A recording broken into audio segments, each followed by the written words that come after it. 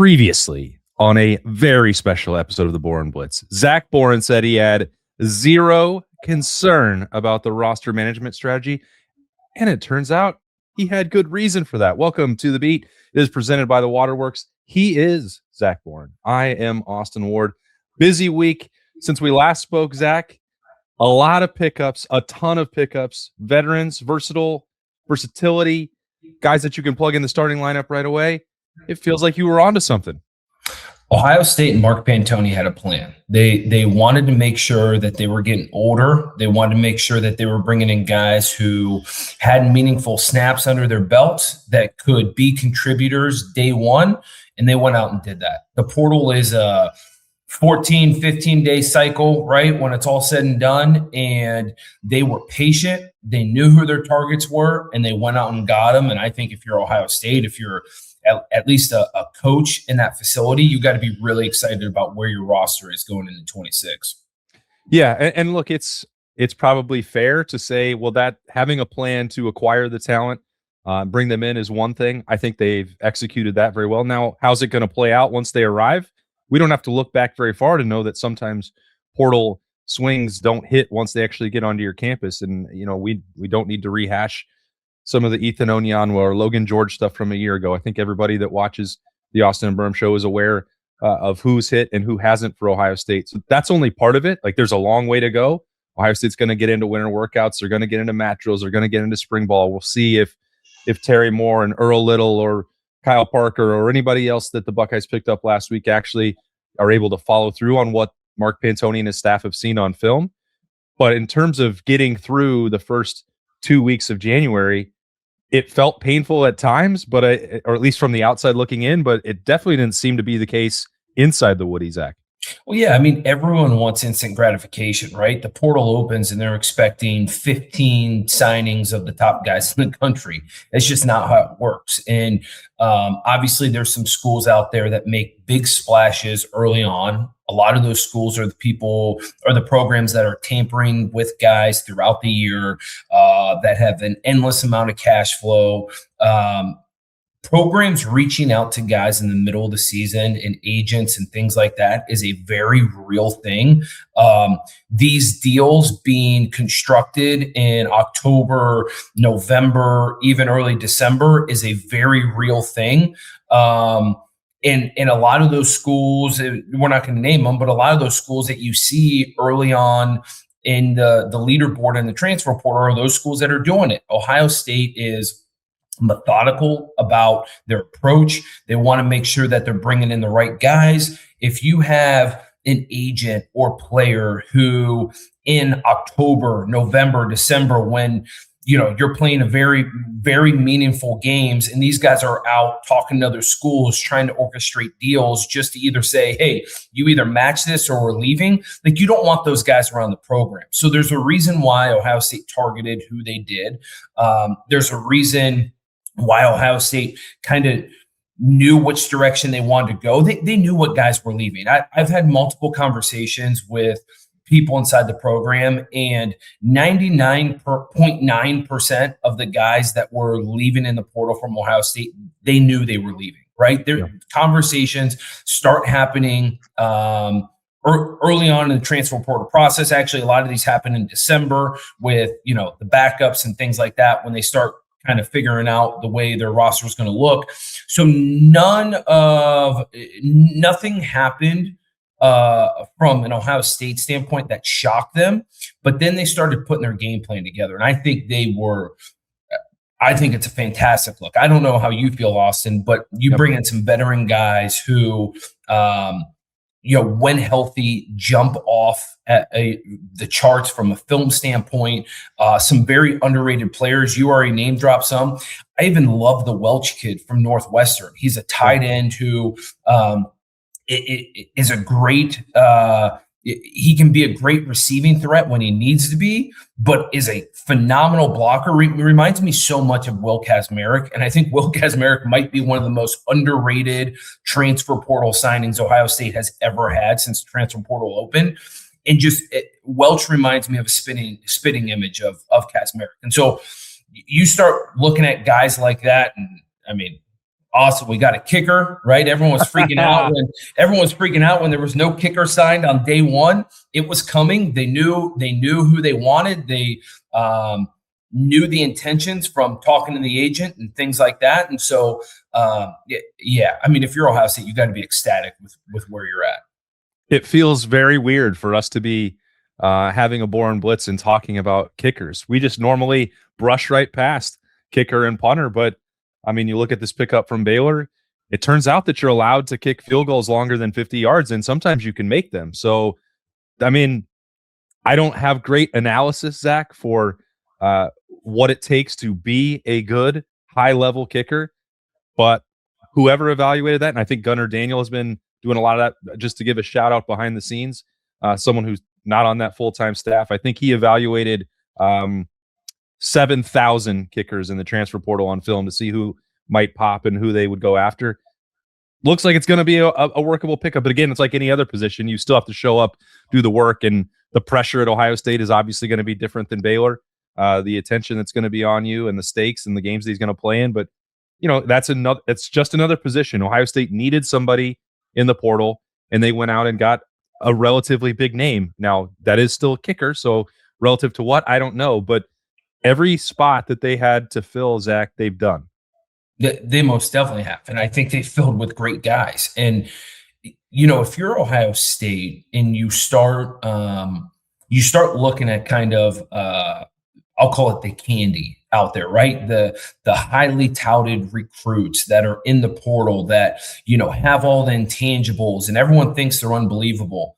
Sometimes those aren't the best guys for your roster. And what I love about what Ohio State did is the guys that they brought in, as I said when we started, have a ton of meaningful snaps. And you start looking at Ohio State's 2026 schedule, right? You go to Texas, you go to USC, right? You go to Indiana, you go to Iowa, to Nebraska, and then you've got Illinois, Oregon, and Michigan at home. Those are 5 massive matchups for Ohio State. Now, who knows what you're going to get out of Nebraska, but outside of that, those are all huge teams, and especially going on the road. And when you go on the road like that, you need some dudes that have a veteran presence to them, that have been there, that the spotlight's not too big for them.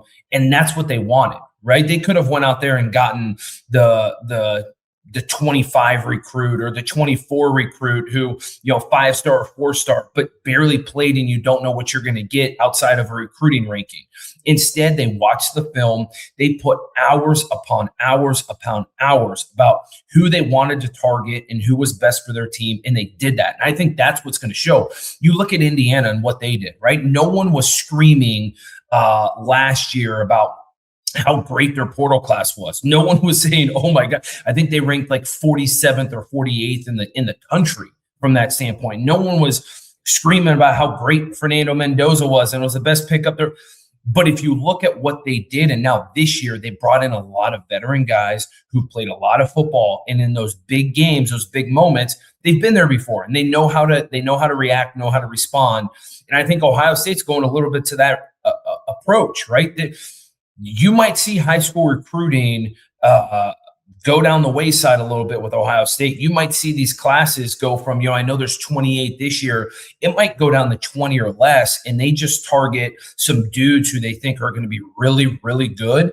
And then the rest of their roster is building through the transfer portal with veteran guys who they've seen put tape right out the college level, who have played against good competition. Because so many times in high school, you don't even know what competition they're going against, right? Like we could give example after example. One of the biggest ones is Arch Manning, right? played against terrible competition in Louisiana, and it's taken him so many years to get to where he is. And I can guarantee you that people in Austin are hoping that he even takes a bigger step this year. And so Ohio State is starting to change their approach. They are one of the most forward-thinking programs in the country. And people are going to say, "Oh, that's bias and whatnot." The amount of time and the amount of minds sitting in that room trying to orchestrate their roster. It's not just Mark Pantoni. It's not just Ryan Day. There are so many people that are involved from this standpoint. And I think they are exceptional at it. There's no one better in my mindset. and we'll see, who steps up in 26. Yeah. I mean, there's also no one better than the Waterworks. So as it gets colder, make sure your winter prep includes plumbing, drain, and furnace readiness. Call the Waterworks and Hetter Heating, Cooling, and Plumbing, your single source for home care services. They are standing by right now to take your call, 614-232-2222, or visit online at theirwaterworks.com. The other part of this roster building strategy, Zach, that has not changed is Ohio State's ability to reward its own veterans and keep them in the Woody. So you also had the Wednesday deadline to declare for the NFL draft. Kenyatta Jackson is back. Jermaine Matthews is back. Austin Saraveld is back. Carson Hinsman is back. Buckeyes would have loved to keep Caden McDonald. It wasn't going to be in the cards as his stock kept climbing and kept climbing. Obviously, we know Arvell Reese, Caleb Downs, Carnell Tate weren't coming back. And then, the one that could have gone either way, Max Clare, they didn't retain him. But those 5 guys in the middle of last week who decided to stick around, particularly on the offensive line, or I guess we can include Kenyatta in that, just working in the trenches out. I mean, those were big time pickups. Those are also veteran players. They know what it takes in the Woody. So from a culture standpoint, from a production standpoint, keeping those guys around was also just a massive priority. Yeah, it's huge. And Ohio State spent so much money on retaining those guys. But again, those are guys that have a ton of snaps under their belt. They can play really, really good football. And so it's a huge win for Ohio State. Yeah, everyone wants to talk about the way the offensive line played the last 2 games of the year, right, against Indiana and Miami. But on the flip side, that offensive line moved some people in the regular season. And there were a lot of times during the year where people were talking about how great they were, right? Protecting Julian Sain. I think getting through the Michigan game, he was sacked once or twice all year, something like that, like some crazy stat. So retaining those guys is huge. And let's be honest, those guys are going to work this offseason. Coach Mick, Tyler Bowen, those guys are going to elevate those guys' games even more. And here's another thing, Austin, that people don't realize. For a lot of those guys that are coming back, there's no more year after this. So this is their NFL year. This is their money year, man. So when this is your last year of college, no matter what, and you have to go out there and perform because it's your money year from an NFL standpoint, a lot of times it gives you a little bit of an added bonus to go out there and be a dog on the field. And I think that's what you're going to see with this offensive line. So when you look at this flurry of activity over the last week, Zach, and again, the work is only beginning. You said Mickey Marotti's going to get these guys in there. Already has now with school getting back into session to get through this stretch of winter workouts. What in your mind stands out as the biggest pickup, the highest priority? And is there anything that you feel like still could have been addressed differently or still out there? Yeah, there are so many guys that I think Ohio State obviously is super excited to bring in. You start talking about Terry Moore. You start talking about Earl Little. And I think those guys on the back end, Ohio State is ecstatic about bringing in. We can talk about the Hayden Welch kid. I think Ohio State's ecstatic about bringing him in. In my mind, probably the best signing of them, and I might be completely wrong, but I'm just looking at purely upside. Kyle Parker, man, is a hell of a player. He's a guy who brings insane speed to this Ohio State wide receiving core. Obviously, with how many wideouts Ohio State lost, I think that's a guy that can just take the top off the defense. And when you package that with Jeremiah Smith, when so many defenses are going to play towards him, he could potentially have that Carnell Tate kind of year, right? Where we saw Carnell just take the top off of defense. And Kyle's probably faster than Carnell, right? And so, so from that standpoint, that's what I'm probably most excited for, to see him in this offense. If you're Ohio State, there's an embarrassment of riches that you're probably happy, they brought in. I think if you're Ohio State as well, looking at it, 2 positions that you may have wished you would have brought a little bit more in on was interior defensive line. I think, they thought they had Caden McDonald back, and he was coming back until each week went by after the season. And hey, it goes from, top 2 rounds to surefire first round to probably top 25 pick, right? Right. And once you start hearing that, you're like, Caden, I completely understand it. So I think if they could have brought another big time interior defensive linemen in. They would have loved to do that. And the other thing, the other position, which I actually think they're happy with it, but it's a little bit more of unprovenness, is corner, right? If they could have brought in a more proven corner, veteran guy, I think they would have been really happy with that. But on the flip side, man, the corners that they brought in have a really high ceiling. They think they can get a lot out of those dudes by coaching them, getting another year under their belt of college football, an off season, doing all those things. So those guys could be huge for Ohio State. But obviously, as I said, like anytime you can bring in a proven guy, it just kind of takes it a notch up. Yeah, and those guys at corner, Cameron Calhoun from Cincinnati, he's had multiple stops. He went from Michigan to Utah to Alabama. A couple of years ago at Utah, I believe he had 9 pass breakups. So he's got versatility. He's got that veteran experience that we talk about a lot. The other, Dominic Kelly, a 4-star that Georgia was not very happy, got away. You can see a lot of the anger from their fan base and maybe even from their practice facility about what they're losing, someone that they thought could be a key contributor for the Bulldogs defense. And Kirby Smart put him on the field as a freshman a year ago. So that doesn't typically happen by accident. So, but those are depth pieces in some ways, because you have Jermaine Matthews back, you have Devin Sanchez on the rise, but you're trying to piece that together with, who's going to play in the nickel. Or a little seems like a good fit there, but could Cameron Calhoun fit, in that spot as well? I guess we'll see, but that's what spring camp and the summer is all for. You, however, have been down in South Florida, and I've got to know who's going to win and how miserable it's been to see Indiana and Miami fans over the last week.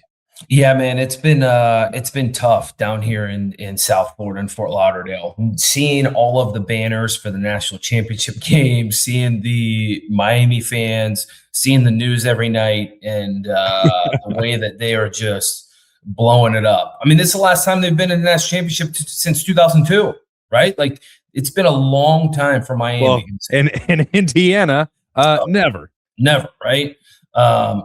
It's tough. It's tough to say the least. I know I've been talking with you a little bit outside of the show, in the feeling of in my gut, just seeing those two fan bases frolicking around and having so much fun. I'm just like, this should be the Buckeyes, man. We should be doing a show down here. We should be getting ready for the game. It's a gun punch. I think every Buckeye fan felt it on New Year's Eve. And I think it's one of those things that people are going to feel it until that game ends Monday night and Tuesday comes around. And guess what? The new season's here, right? It's hard not to go with Indiana in this game. It's really hard not to. The way that they have played at the end of the season, the way Kurt Signetti has this veteran group playing together. They play fast. They play hard. But here's the thing, Austin. When you play a defensive line like Miami, anything can happen, man. And Miami's defensive line is nasty. I mean, absolutely nasty. Jason Taylor has those guys playing at an elite level. If Indiana can get by with calming Indiana's defense line, I think you have to do that with up tempo, keep them on their heels, screen them, do certain things. I think Indiana wins this football game. That would make 3 for the Big Ten, Austin. I'm not sure what people down south in the SEC country would be saying if Big Ten wins 3 national championships in a row, because I'm pretty sure at the beginning of this season, there was a person by the name of Paul Feinbaum that said if the SEC didn't win the national championship this year, there would be a shift in college football. And I don't think anyone's called him out on that comment yet this offseason, because there will for sure not be an SEC team winning the national championship. Well, yeah, you have to actually play for it to win it, and that is yet another year where that is not going to happen. I think Paul Feinbaum might be a little bit late to that party, because the shift north to the Big Ten seems like that's already been going on for a couple of years. But maybe he'll wise up to that at some point. I doubt it. He'll keep banging the drum for the SEC, and the Big Ten will probably keep winning big games. 100%. I am going to disagree with the Big Ten on one thing. Tony Petitti has been outspoken about taking the college football playoff to 24 teams. And I know they meet this week, I believe, right? They meet this week to discuss the CFP for 26 and beyond. And all the talk is about a 16-team format. I think that is the best for college football. I think that's best for this format. I think from that standpoint, you take the first round buys out of the equation. Top 8 seeds get a home football game. Then from there, you go and you play your quarterfinals, right? Which then keeps the bowl games in play. I think that is the best. When you expand this to 24, let's be honest. If you expand it to 24, I say 8, but at least 6 don't belong in the CFP, right? Like it's just, come on. Once you get below, even this year, there was all the discussion around top 12, and outside of Vandy, Texas, Notre Dame, like who really deserved to get in? So that only gets you to 15 teams. Outside of that, no. So 16, I think, is more than enough. If you do what you're supposed to do during the regular season, top 16 should get you in. So it'll be interesting to see the give and take that obviously the SEC and Big Ten have, because Tony has said, I'll agree to 16 if we agree to 24 the year after. I am siding with the SEC on this. Needs to stay at 16, keep it at 16. If you want to get rid, Tony, if you want to get rid of conference championship games and call the first week after the college football or the end of the regular season is a playoff to get into the top 16 for however many schools, right? Whatever you want to call it. I'm okay with that, but you can't make it 24, man. You just can't. No, it's horrible. And you heard it here first from Commissioner Zach Boren. That is, he has signed off on 16. Don't go any more than that, college football. All right. That's it. Zach has spoken, and he has had a lot of other thoughts on Ohio State's roster construction. And I appreciate his insight as always on a Boren Blitz on a Monday on the beat, presented by the Waterworks. Zach, travel safe. We'll see you back here in the great state of Ohio soon. For Zach, I'm Austin Ward. We'll talk to y'all later.